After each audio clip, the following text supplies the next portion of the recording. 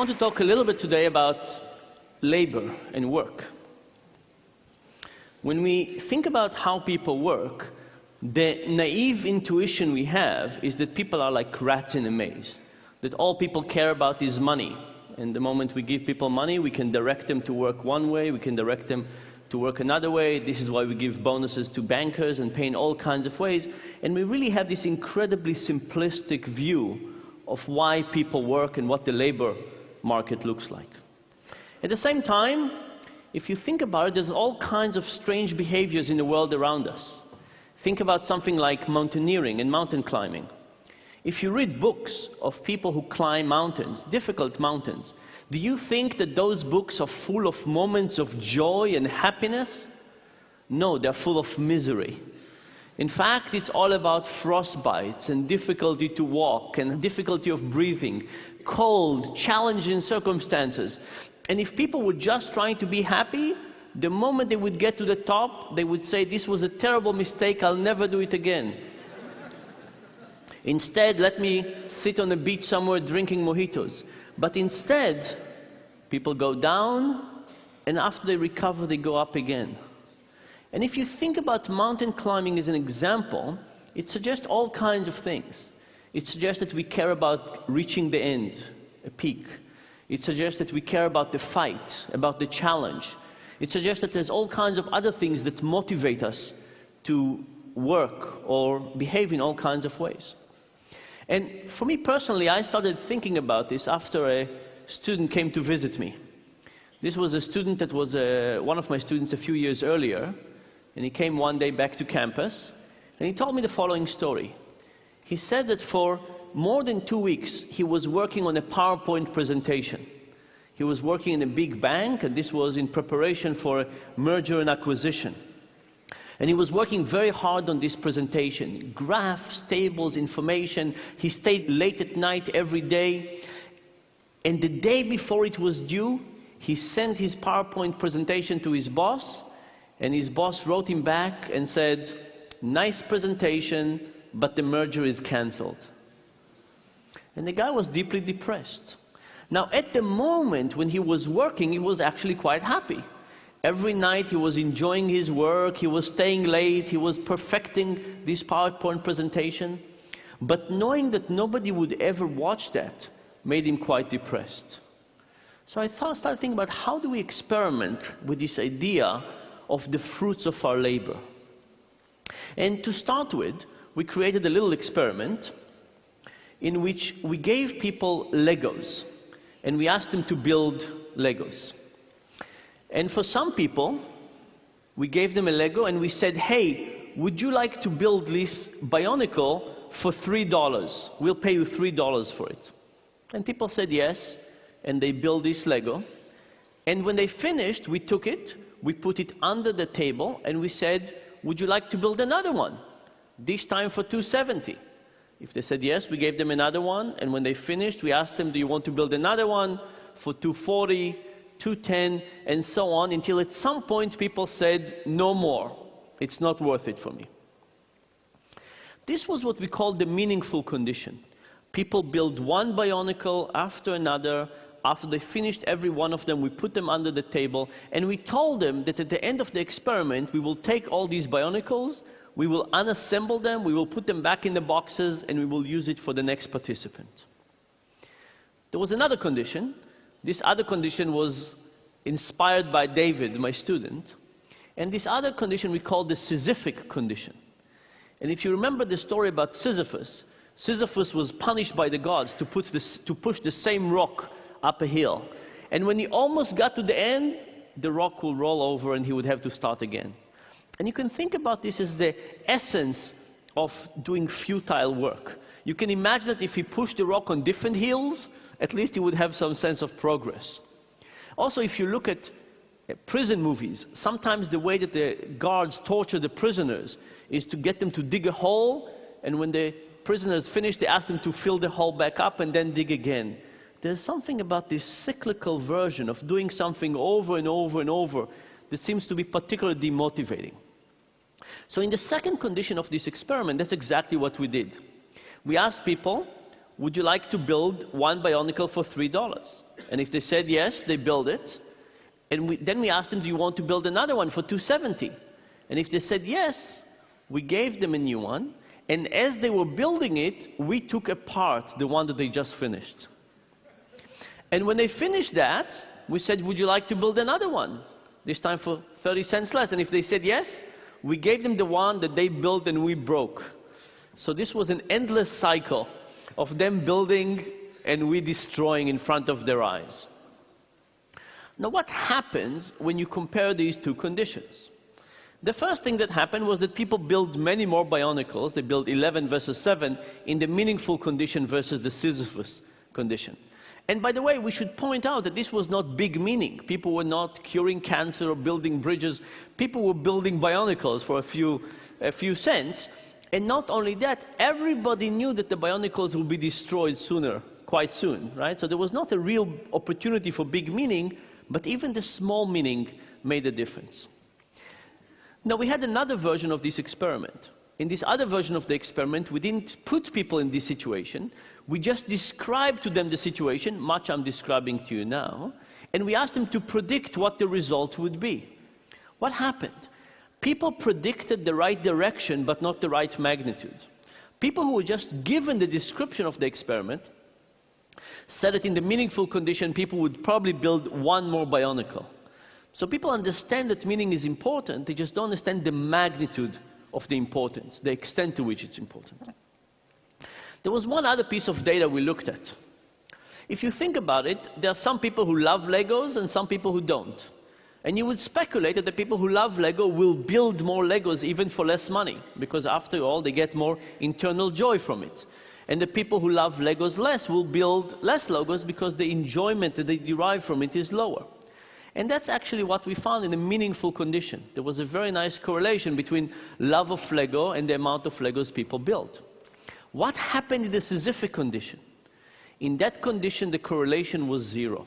There was no relationship between the love of Lego and how much people built, which suggests to me that with this manipulation of breaking things in front of people's eyes, we basically crushed any joy that they could get out of this activity. We basically eliminated that. Soon after I finished running this experiment, I went to talk to a big software company in Seattle. Can't tell you who they were, but they were a big company in Seattle. And this was a group within this software company that was put in a different building, and they asked them to innovate and create the next big product for this company. And a week before I showed up, the CEO of this big software company went to that group, 200 engineers, and canceled the project. And I stood there in front of 200 of the most depressed people I've ever talked to. And I described to them some of these Lego experiments, and they said they have felt like they have just been through this experiment. And I asked them, I said, how many of you now show to work later than you used to? And everybody raised their hand. I said, how many of you now go home earlier than you used to? And everybody raised their hand. I asked them, how many of you now add not so kosher thing to your expense reports? And they didn't really raise their hand, but they took me out to dinner and showed me what they could do with expense reports. And then I asked them, I said, what could the CEO have done to make you not as depressed? And they came up with all kinds of ideas. They said the CEO could have asked them to present to the whole company about their journey over the last 2 years and why they decided to do. He could have asked them to think about which aspect of their technology could fit with other parts of the organization. He could have asked them to build some prototype, some next generation prototype, and see how they would work. But the thing is that any one of those would require some effort and motivation. And I think the CEO basically did not understand the importance of meaning. If the CEO, just like our participants, thought that the essence of meaning is unimportant, then he would care. And he would tell, well, the moment I directed you in this way, and now I'm starting directing you in this way, everything would be okay. But if you understood how important meaning is, then you would figure out that it's actually important to spend some time, energy, and effort in getting people to care more about what they're doing. The next experiment was slightly different.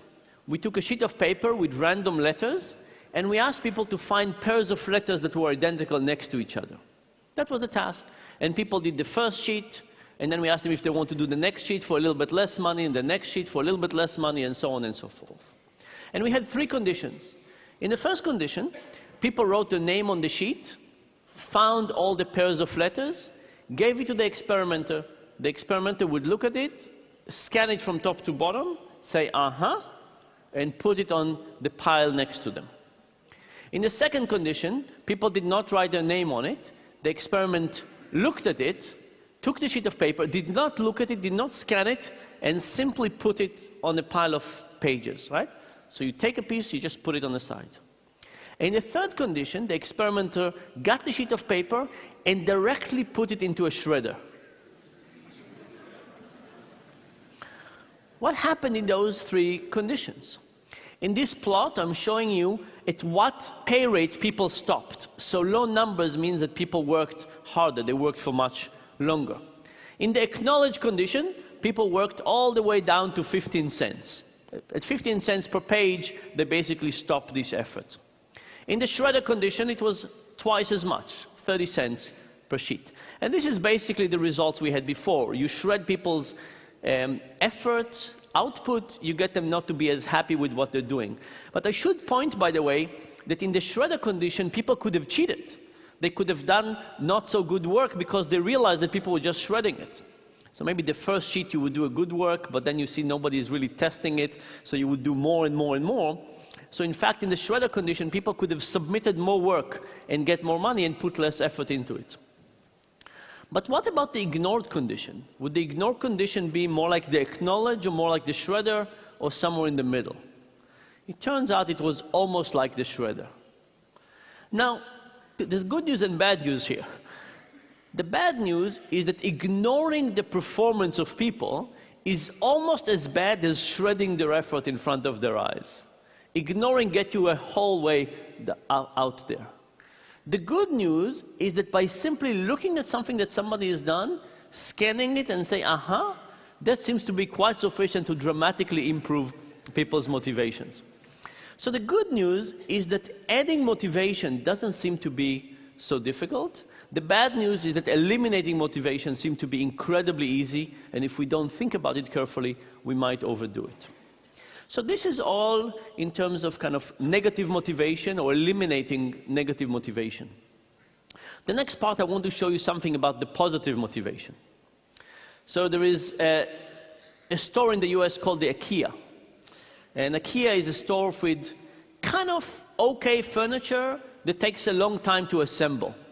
And I don't know about you, but every time I assemble one of those, it takes me much longer, it's much more effortful, it's much more confusing, I put things in the wrong way. I can't say I enjoy those pieces. I can't say I enjoy the process, but when I finish it, I seem to like those IKEA pieces of furniture more than I like other ones. And there's an old story about cake mixers. So when they started cake mixers in the 40s, they would take this powder and they would put it in a box and they would ask housewives to basically pour it in, stir some water in it, mix it, put it in the oven, and voila, you had cake. But it turns out they were very unpopular. People did not want them. And they thought about all kinds of reasons for that. Maybe the taste was not good. No, the taste was great. What they figured out was that there was not enough effort involved. It was so easy that nobody could serve cake to their guest and say, here is my cake. No, it was somebody else's cake. It's as if you bought it in the store. It didn't really feel like your own. So what did they do? They took the eggs and the milk out of the powder. Now, you had to break the eggs and add them. You had to measure the milk and add it. Mixing it. Now it was your cake. Now everything was fine.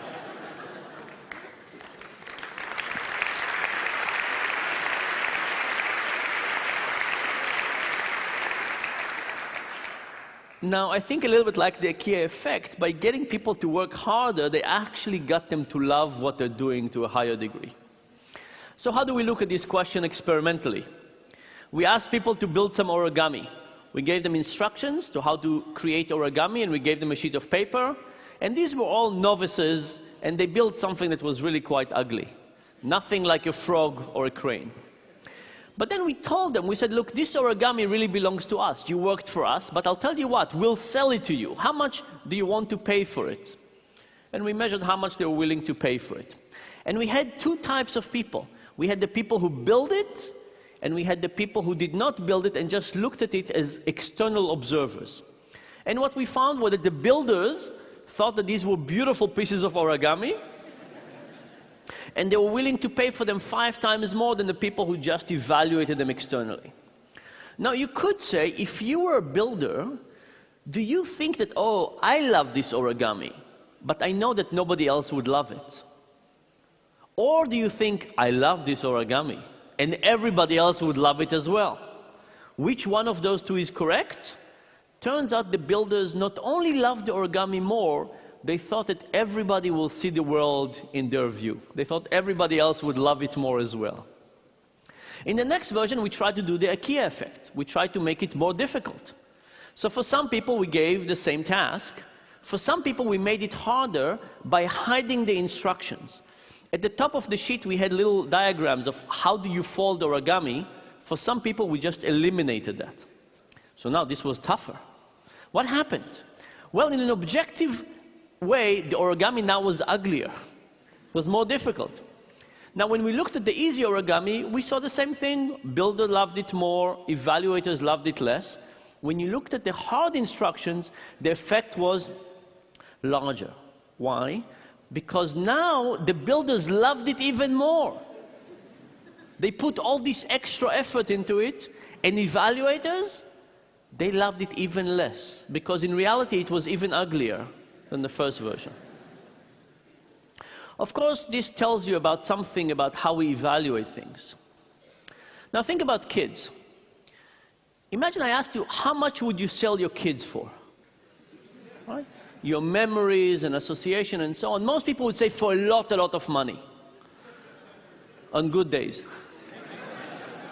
But imagine this was slightly different. Imagine you did not have your kids, and one day you went to the park and you met some kids, and they were just like your kids, and you played with them for a few hours.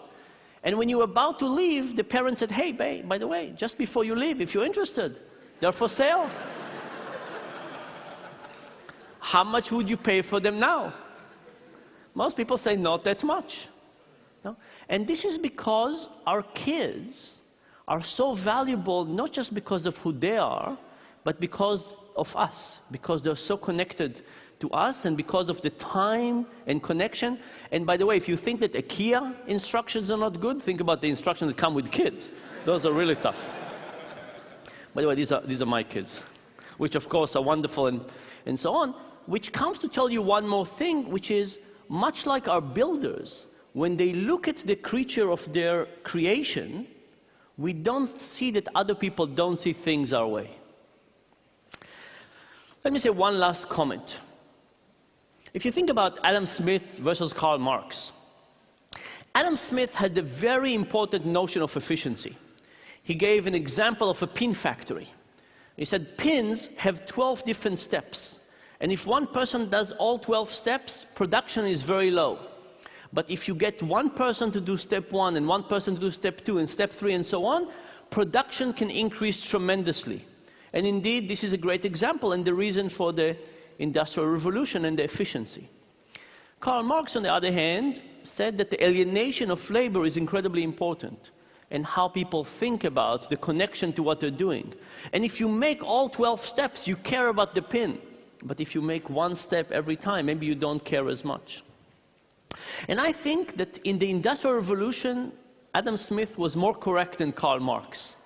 But the reality that we've switched, and now we're in the knowledge economy. And you can ask yourself, what happens in the knowledge economy? Is efficiency still more important than meaning? I think the answer is no. I think that as we move to situations in which people have to decide on their own about how much effort, attention, caring, how connected they feel to it, are they thinking about labor on their way to work and in the shower and so on, all of a sudden, Mark has more things to say to us. So when we think about labor, we usually think about motivation and payment as the same thing. But the reality is that we should probably add all kinds of things to it. Meaning, creation, challenges, ownership, identity, pride, etc. And the good news is that if we added all of those components and thought about them, how do we create our own meaning, pride, motivation, and how do we do it in our workplace and for the employees, I think we could get people to both be more productive and happier. And thank you very much.